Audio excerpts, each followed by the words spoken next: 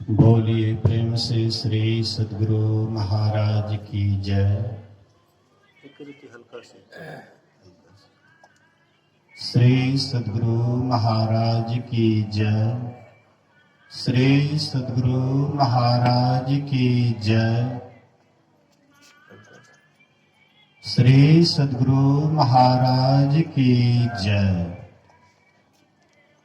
अखंड मंडलाकारं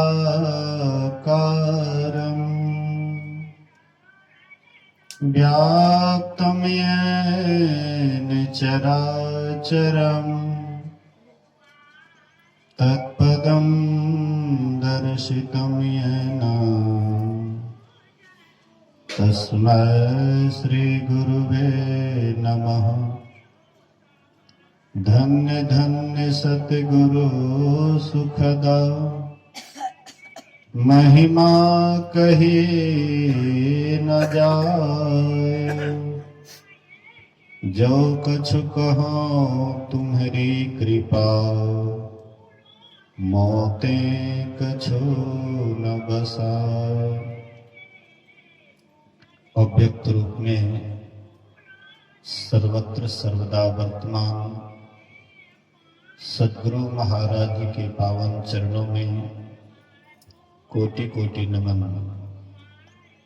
उपस्थित गुरुजन, धर्म प्रेमी सत्संगी बंधुओं,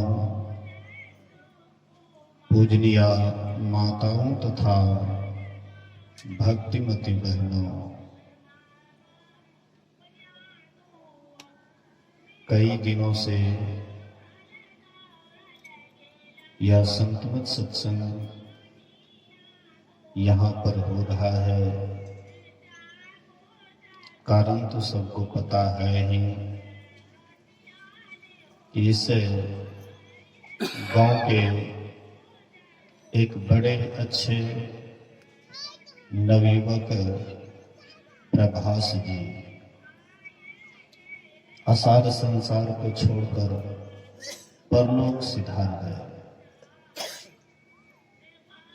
श्रद्धेय चंदेश्वरी बाबा कह रहे थे कि उनके शरीर छूटने पर अग्नि संस्कार में इतना भीड़ हुआ जितना मुखिया जी के शरीर छूटने पर भी नहीं। काफी भीड़ हुई। इससे स्पष्ट होता है वे अच्छे व्यवहारिक व्यक्ति होंगे। समाज का कोई न कोई उपकार करता होगा, तभी तो लोगों के अंदर में उनके प्रति सद्भावना थी। तो उन्हीं के आज श्राद्ध क्रिया के शुभ अवसर पर हम आप उपस्थित हैं। श्रवण कर रहे थे भगवान श्री राम के सदुपदेश को। दोहावली में हम लोगों ने सुना, जीवन मुक्त ब्रह्म पर चरित्र सुनहि तजि ध्यान, जे हरि कथा न करहि रति तिनके ही पाषण। जो जीते जी मोक्ष पा लिए हैं, जो जीते जी परम पद को पा लिए हैं, परमात्मा को पा लिए हैं, जिसको अब पाने के लिए कुछ बाकी नहीं है, ऐसे संत महापुरुष भी समाधि को छोड़ करके ध्यान का परित्याग करके सत्संग से प्रेम करता है। और जो सत्संग से प्रेम नहीं करते हैं उनका हृदय पत्थर के समान है। सबसे पहले हम लोग विचार करें कि जो जीवन मुक्त पुरुष होते हैं, महापुरुष होते हैं, जो समाधि को प्राप्त किए हुए होते हैं, उसका लक्षण कैसा होता है। एक बार गुरु महाराज जी और एक रामानंदी साधु दोनों से भेंट हो जाती है। तो गुरु महाराज जी रामानंदी साधु से पूछते हैं कि आप रामचरितमानस को शुरू से अंत याद कर लिए हैं? बोले कि हाँ। अक्सर वे लोग रामचरितमानस का बारंबार पाठ करते रहते हैं तो स्वाभाविक है याद हो ही जाता है। जिस पाठ को हम आप बराबर पढ़ते हैं, बराबर याद करते हैं, तो याद करते करते, पाठ करते करते याद हो जाता है। जैसे मैं पहले प्रायः सत्संग में जाता था तो स्तुति विनती पाठ करता था, तो पाठ करते करते बहुत संतवाणी बिना रटे हुए भी पाठ करते करते भी याद हो गया। कभी कोशिश नहीं की, लेकिन बराबर जो पाठ करते थे तो पाठ करते करते ऑटोमेटिक याद हो जाता था। ऐसे वे लोग भी बारंबार जो रामचरितमानस का पाठ करते हैं तो याद हो ही जाता है। तो कहते हाँ हुजूर, हमको शुरू से अंत तक याद है। तो गुरु महाराज जी कहते हैं कि रामचरितमानस के उत्तर कांड में यह दोहावली, जीवन मुक्त ब्रह्म पर चरित्र सुनहि तज ध्यान, जे हरि कथा में करही रति तिनके ही पाषाण, ये तो याद होगा आपको। बोले कि हाँ। बोले कि अच्छा हमको ये बात बताइए कि जीवन मुक्त महापुरुष का लक्षण क्या होता है, उसका लक्षण क्या होता है। बोले कि मैं बिल्कुल शुरू से अंत कर दिया हूं, मुझे एक एक दोहा, छंद, सुरठा, चौपाई याद है, लेकिन आज तक मैं इस पर विचार नहीं किया कि जीवन मुक्त महापुरुष का लक्षण क्या होता है। तो गुरु महाराज जी कहते हैं अगर आप नहीं जानते हैं तो हमसे सुन लीजिए। बोले ठीक है, सुनाइए। गुरु महाराज कहते हैं कि राधा स्वामी संप्रदाय में सबसे प्रथम आचार्य का नाम था शिवदयाल स्वामी, उनके पत्नी का नाम राधा था। उनके एक शिष्य हुए जिनका नाम राय बहादुर शालिग्राम साहब थे। तो ये राय बहादुर शालिग्राम साहब अपने गुरुदेव से प्रार्थना करते, निवेदन करते हैं कि मेरी प्रबल इच्छा है कि आपके नाम और गुरु माता के नाम पर यह संप्रदाय का नाम रखूं। शिवदयाल स्वामी कहते हैं कि ये तो अनामी मत है, इसका कोई नाम ही नहीं है। अगर नाम कहो तो संत मत है, जो सभी संतों का विचार है, मत है, वही संत मत है। नाम कहो तो संत मत, और नहीं तो ये अनामी मत है। बोले कि नहीं, मेरी प्रबल इच्छा है गुरु और गुरु माता के नाम पर यह संप्रदाय का नाम रखूं। बहुत अनुरोध, बहुत अनुनय विनय करने पर शिवदयाल स्वामी कहते हैं कि अच्छा ठीक है, लेकिन एक बात याद रखना, संतमत को भी नहीं हटाना, संतमत को भी रहने देना। तो राधा स्वामी संप्रदाय में संतमत की भी चर्चा होती है, संतमत की भी बातें होती हैं। तो जब पहले आचार्य शरीर छोड़ दिए तो दूसरे आचार्य के नाम पर राय बहादुर शालिग्राम साहब हुए। वे पहले गारहस्थ आश्रम से जुड़े हुए थे। बहुत ऐसे संत महापुरुष हुए जो गारहस्थ आश्रम में रहते हुए, मित भोगी होते हुए, वे साधना किए, ध्यान किए और परमात्मा को प्राप्त कर लिए, जीवन मुक्त दशा को पा लिए। ऐसे बहुत उदाहरण हैं। तो ये भी पहले गारहस्थ आश्रम से जुड़े हुए थे, बाल बच्चेदार थे। बाद में मन में वैराग्य हुई और अपने गुरु की सेवा में रहने लगे। पूरा मनोयोग पूर्वक सेवा किए, साधना किए और ये भी उस अवस्था को पा लिए। हमारे गुरु महाराज कहते थे कि जैसे शिवदयाल स्वामी पहुंचे हुए महापुरुष थे, ऐसे द्वितीय आचार्य भी राय बहादुर शालिग्राम साहब भी पहुंचे हुए महापुरुष थे। तो एक दिन ये अपने आश्रम में थे, सत्संग में बैठे हुए थे। इनके यहां से खबर आता है, महाराज आपका लड़का सख्त बीमार है, आपका लड़का सख्त बीमार है। तो ये कहते हैं कि ठीक है, किसी अच्छे डॉक्टर से दिखाओ। फिर दूसरे दिन खबर आता है, महाराज आपका लड़का बचने वाला नहीं है, उनका प्राण अंत होने वाला है। बोले कि सिविल सर्जन के पास ले जाओ। तीसरे दिन खबर आता है, महाराज आपका लड़का संसार में नहीं रहा, आपका लड़का चला गया। कहते हैं स्मशान घाट में ले जाकर के जला दो। अब हम लोग इस पर थोड़ा विचार करें। अभी हम आप सत्संग में बैठे हुए हैं, हम आपके घर से खबर आ जाए कि आपका लड़का सख्त बीमार है, क्या आप यहां बैठ पाइएगा?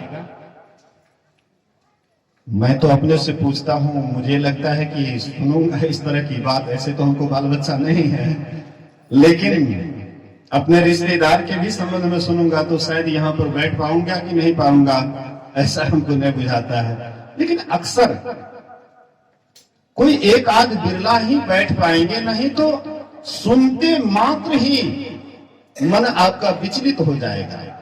बीमार है बेटा, लेकिन बेटा से अधिक आप ही बीमार पड़ जाएंगे। यहां से जाने लगेंगे तो दांती पर दांती शुरू हो जाएगा। क्यों भाई? मोह, बेटा से मोह जुड़ा हुआ है। इतना गहरा मोह है कि सुनते ही आपको भी मतलब यहां से जाना भी मुश्किल हो जाएगा। इसलिए कितना आदमी कहते हैं कि फलाना आदमी मर गया है, बाहर से बुलाना है किसी को तो ये मत खबर देना कि मर गया है, कह देना कि बीमार है। मरने की बात सुन करके वह कैसे आएंगे? हो सकता है बेहोशी हो जाए या और कोई परेशानी हो जाए। लेकिन उनके पास भी यह खबर आए, लेकिन वे कहते हैं किसी अच्छे डॉक्टर से दिखाओ। अरे बीमार है तो उसको हम जाकर के क्या करेंगे? हम कोई डॉक्टर तो नहीं, वैद्यराज तो नहीं है, हम उनका इलाज तो नहीं कर सकते हैं। इलाज करेगा डॉक्टर, इसलिए डॉक्टर से दिखाओ। दूसरे दिन खबर आता है महाराज बचने वाला नहीं है, अंतिम श्वास गिन रहा है, तो सिविल सर्जन के पास ले जाओ भाई, इससे हमको क्या फर्क पड़ता है। अब तीसरे दिन आपका लड़का मर गया, बोले कि स्मशान में ले जाकर के जला दो। ये होता है संतों का लक्षण, महापुरुषों का लक्षण। साधारण व्यक्तियों का लक्षण और महापुरुषों के लक्षण में आसमान धरती का फर्क होता है। गुरु महाराज जी के बहन झूलनदाय जब शरीर छोड़ दिए तो गुरु महाराज जी को मालूम होता है, तो गुरु महाराज जी सिसक सिसक करके रोने लगे।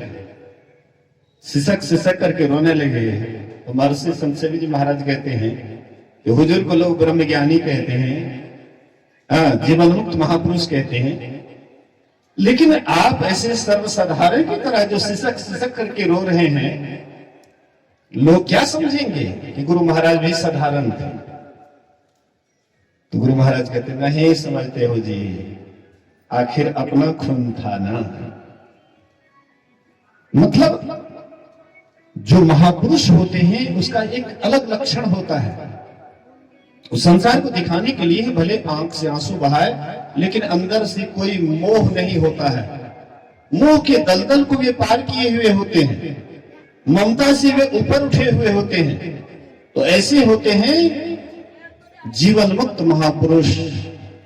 लेकिन जो ममता से ऊपर उठे हुए होते हैं, जो मोह से ऊपर उठे हुए होते हैं, जिनको एक भी विकार नहीं सता सकता है, सट विकार जित अनग अकामा, अमल अंकिचन सुचि सुख धामा, ऐसे महापुरुष जो सट विकार को जीते हुए होते हैं, वे भी सत्संग से प्रेम करते हैं। और जो सत्संग से प्रेम नहीं करते हैं, गोस्वामी जी कहते हैं उनका हृदय कैसा है? पत्थर के समान कठोर। जैसे पत्थर कठोर होता है, जो अंग प्रत्यंग पर गिरे उसको थकमाचूर कर देता है, कहते उसका हृदय वैसा ही है। तो सुन रहे थे बड़े भाग मानुष तन पावा। राम भगवान अपनी प्रजाओं को बुलाए, गुरुजन को बुलाए, पुरजन को बुलाए, जितने भी प्रजागण थे सबको बुलाए। और वहां पर बहुत उपदेशक थे, बड़े बड़े ज्ञानी थे, बड़े बड़े ऋषि महर्षि थे।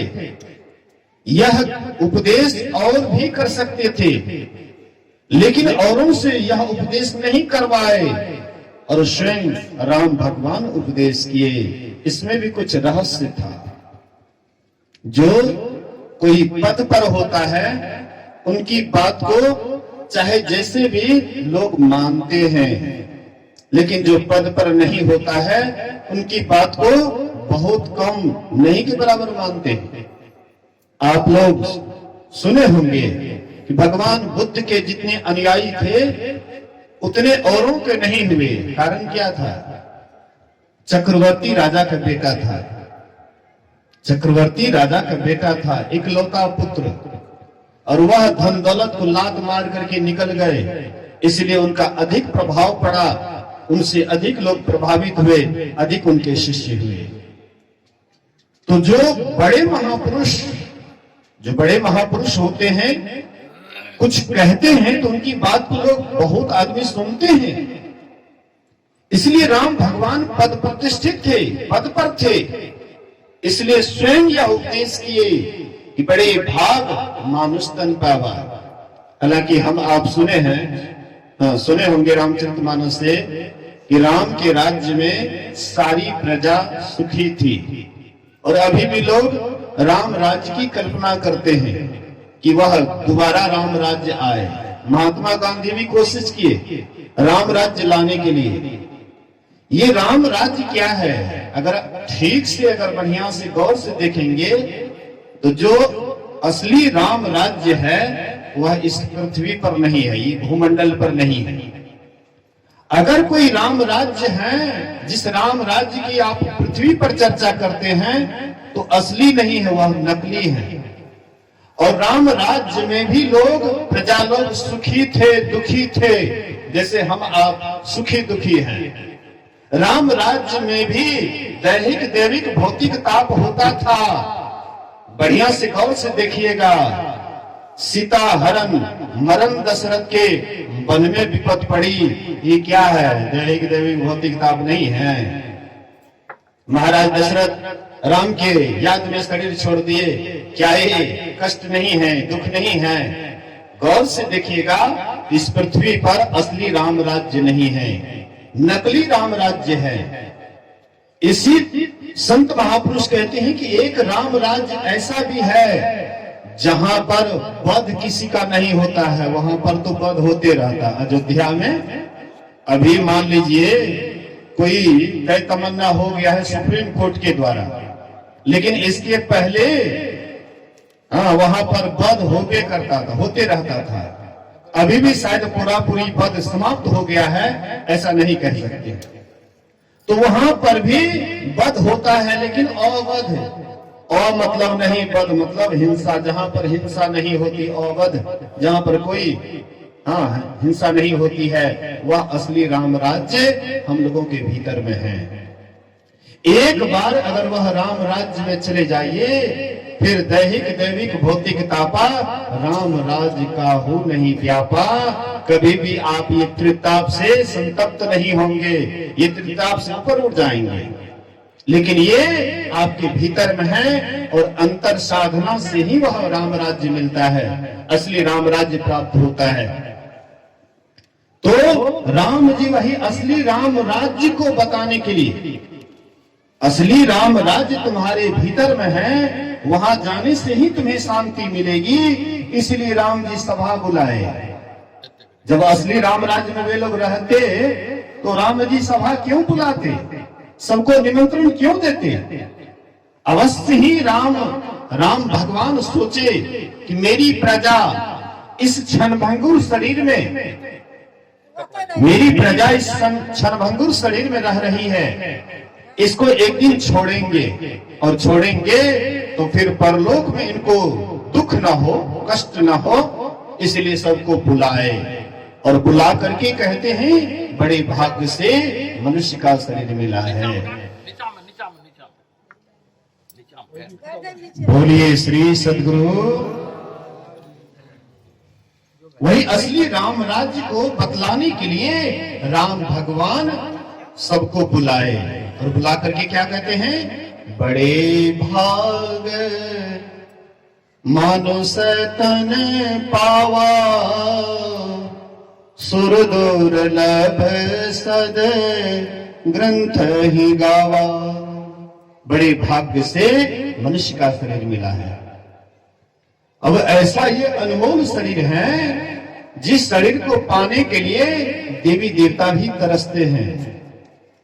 वे भी तरसते हैं, दिन रात परमात्मा से प्रार्थना करते हैं।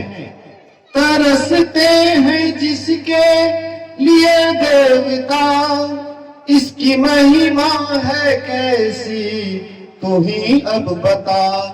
हाय ऐसा अमोलक रतन खो दिया, सोच रे मन से पा भला क्या किया। प्रभु ने मानुष जन्म तुमको कैसा दिया?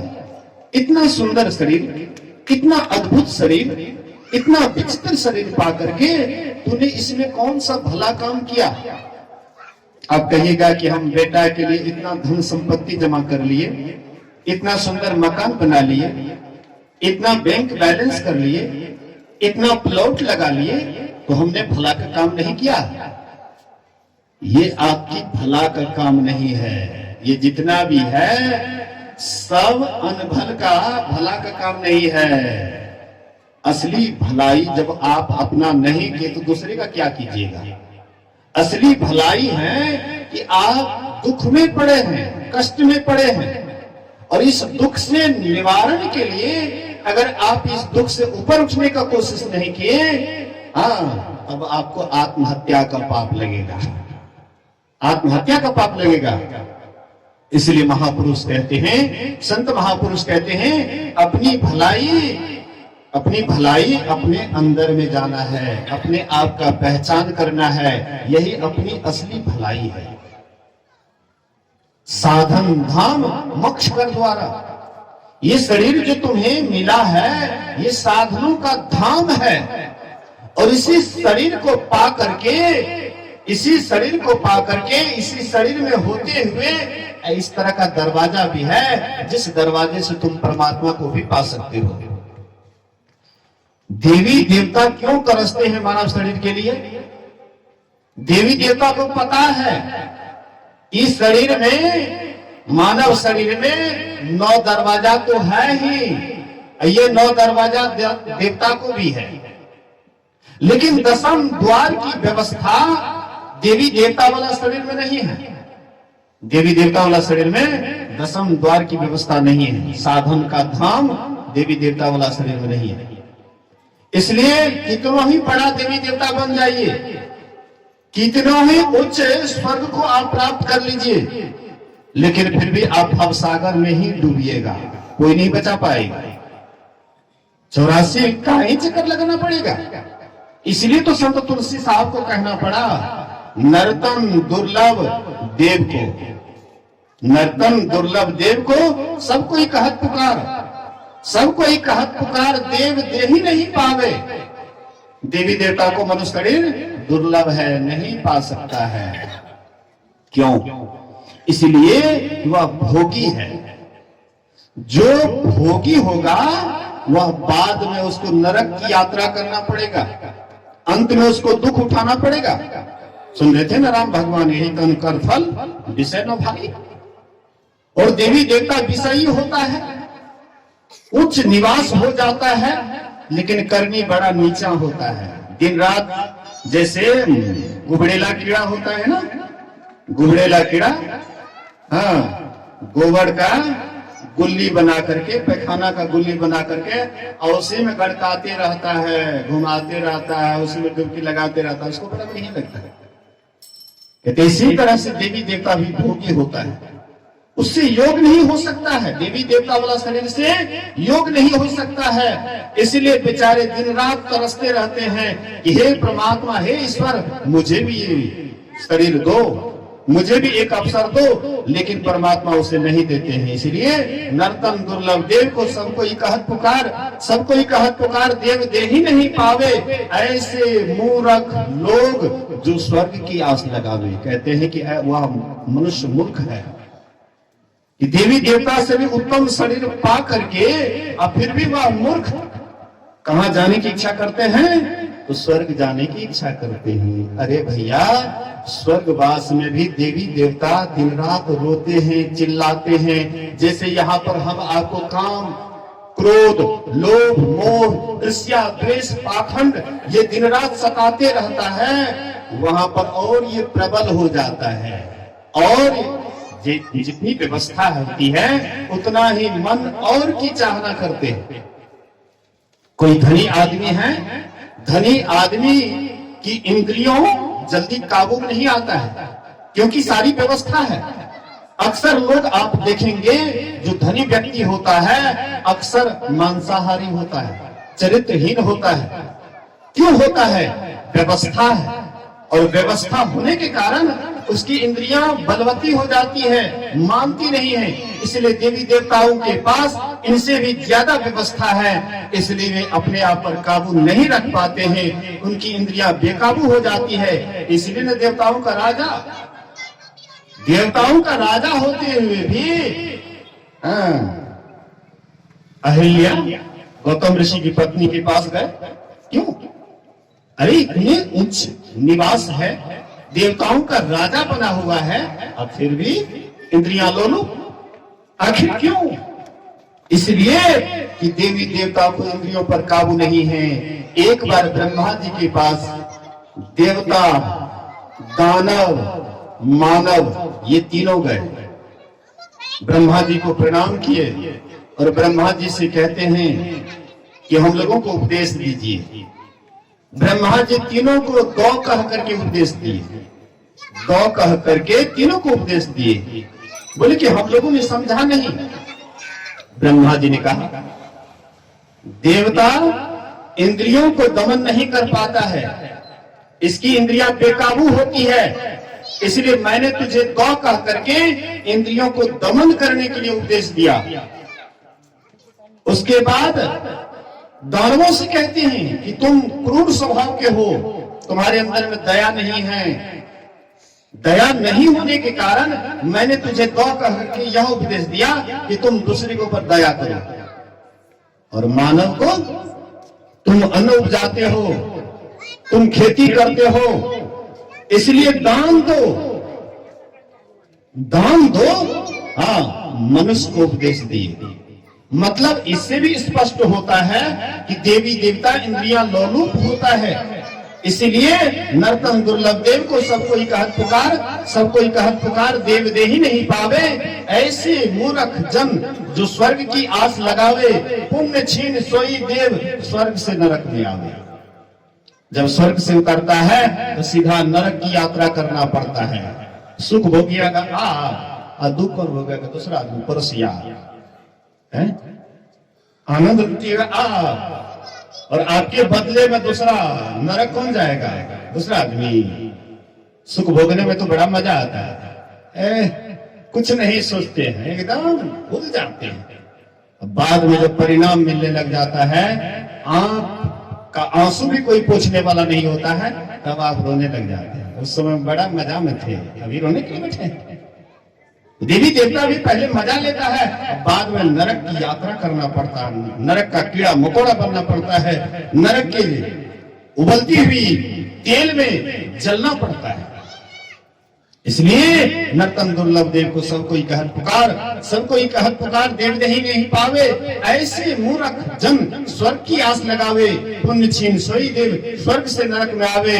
भर में चारों खान पुण्य कहिता ही रिझावे, तुलसी सतमत तत् कहे स्वर्ग पर करे खखार। थूक फेंकते हैं संत महात्मा स्वर्ग पर। नहीं चाहिए स्वर्ग, हमको वह सुख सुविधा नहीं चाहिए जिस सुख सुविधा में आकर के अपने आप को भूल जाएं, विषय भोग में दिन रात डुबकी लगावें। ऐसा सुख नहीं चाहिए, ऐसा सुख नहीं चाहिए।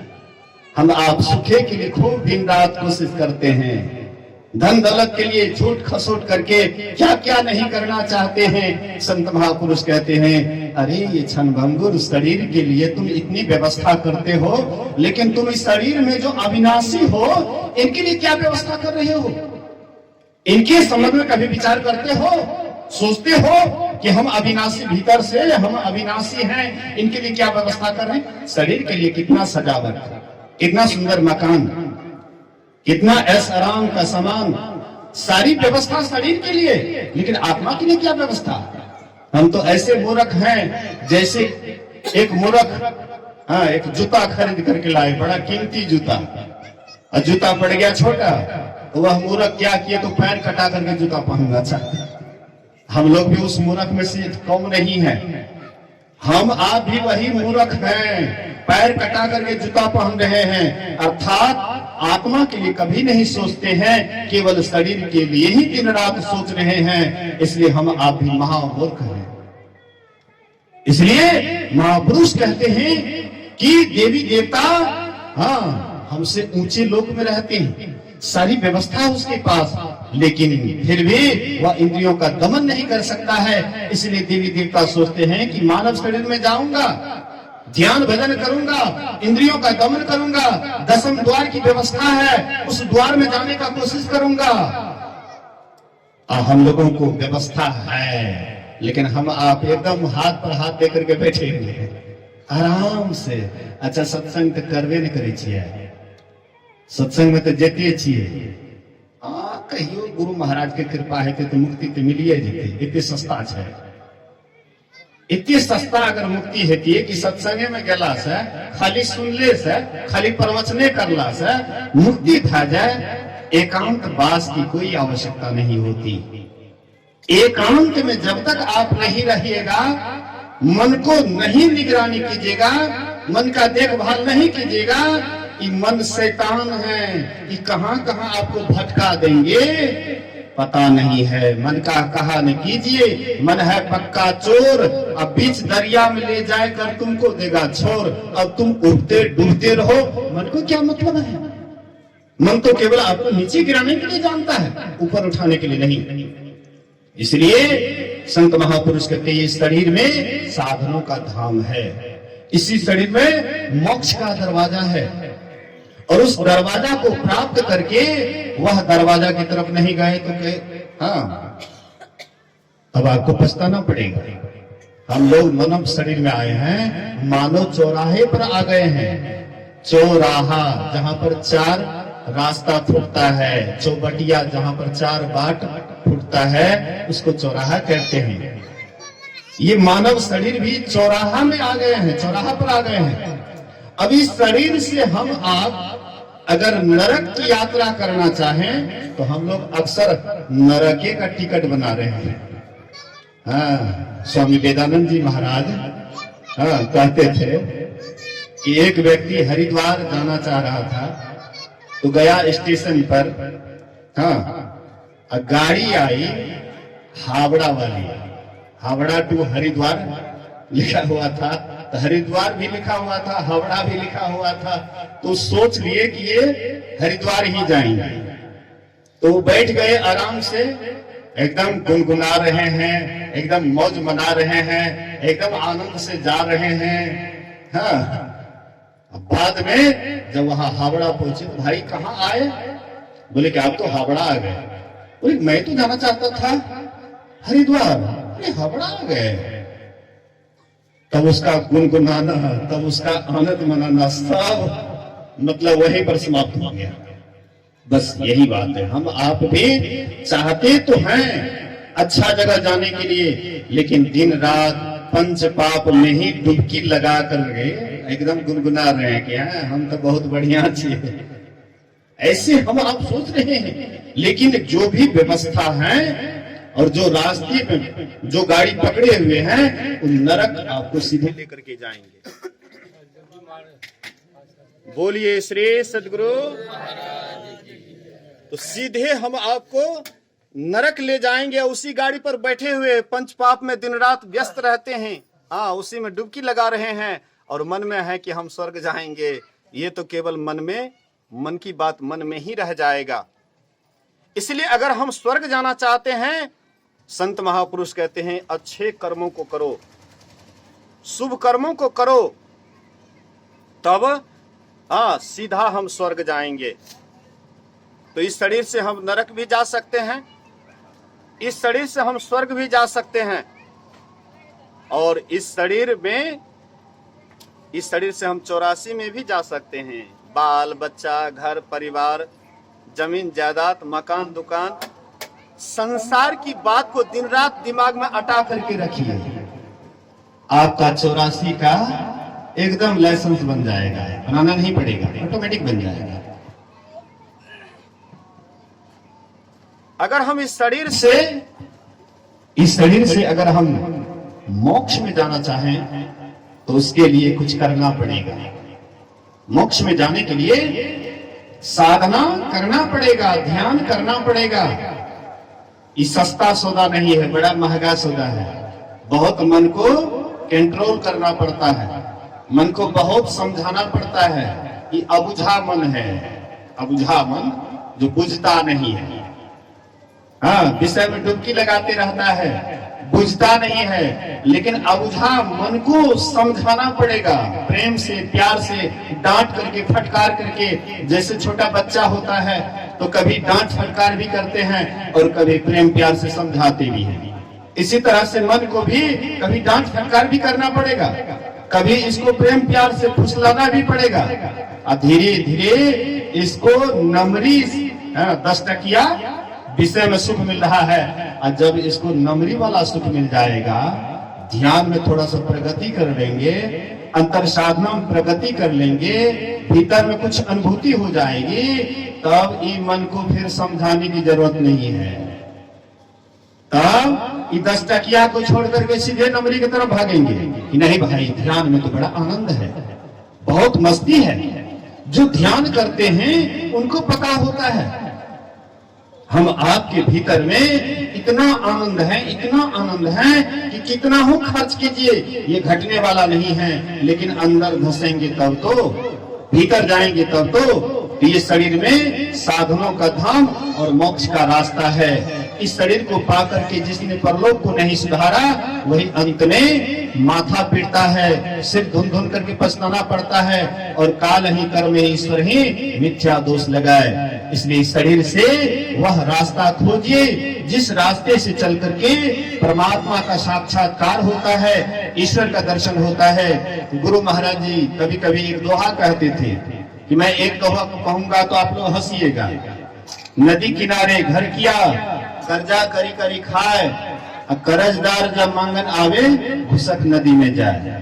नदी किनारे में घर कर लिए हैं, कर्जा करके खा रहे हैं, कर्जा मांगने वाला जब आया तो घुसक नदी में जाए। कौन सा नदी है? बाहर में नहीं, आपके भीतर में वह नदी है, और वही नदी है सुख मना, जहां पर जाने के बाद मन को सुख लगता है। वही नदी है आज्ञा चक्र, जहां जाने के बाद परमात्मा का आज्ञा मिलता है, आज्ञा सुनने के लिए मिलता है। परमात्मा आवाज दे रहे हैं और वह आवाज को आप सुन करके, उनकी आज्ञा को सुन करके उधर खींचे चले जाते हैं। इसलिए उस आज्ञा को सुनने के लिए, उस आवाज को सुनने के लिए, वह प्रकाश का अनुभव करने के लिए, वह नदी में डुबकी लगाने के लिए कहते हैं ये शरीर में साधनों का धाम है, साधना करने पड़ेगा।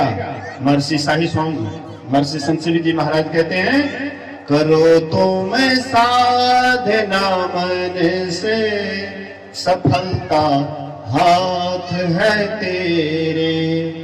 अगर तुम मनयोग पूर्वक साधना करो, तुम्हारे हाथ में सफलता है। अरे संसार का हम काम करते हैं उसमें सफल हो जाते हैं, और हम ध्यान करेंगे तो हमें सफलता नहीं मिलेगी।